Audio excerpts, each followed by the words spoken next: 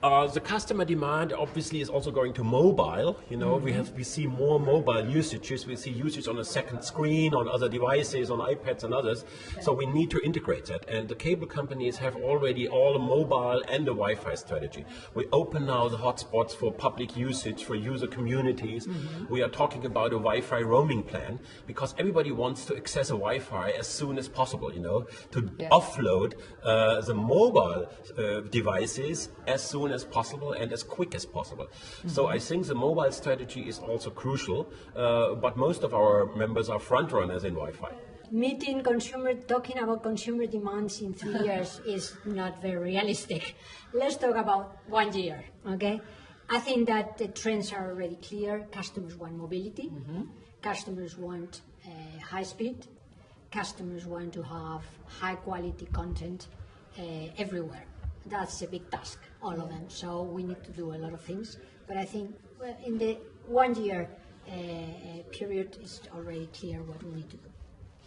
And finally, a message to people, the public is gonna see this video next year to encourage them to go to EuroSummit'13, or according to you, what is your opinion about this event?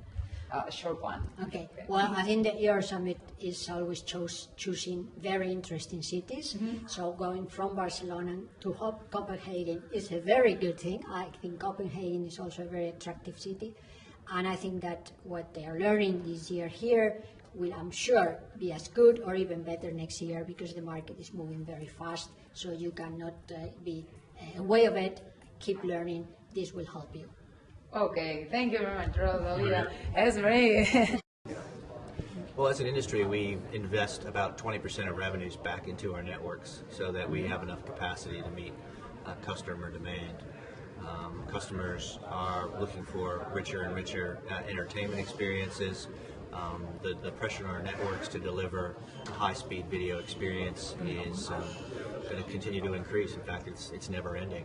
So as we look to the next 2 to 5 years, we need to go from our current capacity levels of 60 to 100 megabits per second up to 1 gig, and that's going to take investment. It's also going to take technological innovation. We need to be leaders on both fronts. We just launched Horizon. Horizon is a fantastic TV product, and that's more like an entertainment product. That's bringing all the customers' needs into one solution. And that's probably the way forward. That's the way forward towards the consumer, where you bring all these products into one. That's the way we're going to bring it to the consumer, that's the way the consumer appreciates it, and that's the way the industry is going to evolve. Well, I think that actually goes along the same line. We're going to provide them with some new, really exciting services. We're going to bring together the best from the technology with the best from the content, and we're going to use a fantastic network to deliver it on. And it's a great opportunity, but it's about finding what to do and what not to do that is important. I think the most important reason to how we'll meet customer demand in the next 3 years is that we have to constantly monitor how it's changing, because things are changing so fast.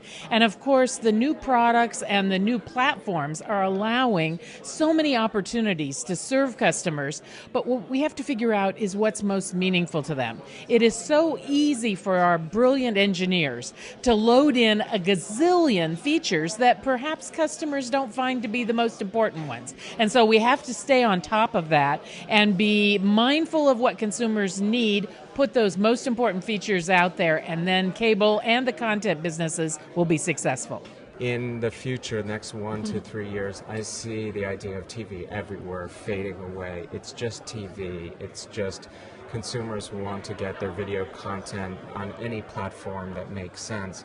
In most cases, we still hope it's a television set where people can sit at home with their family, with their friends, and have a community experience and talk about our program and talk about what we offer.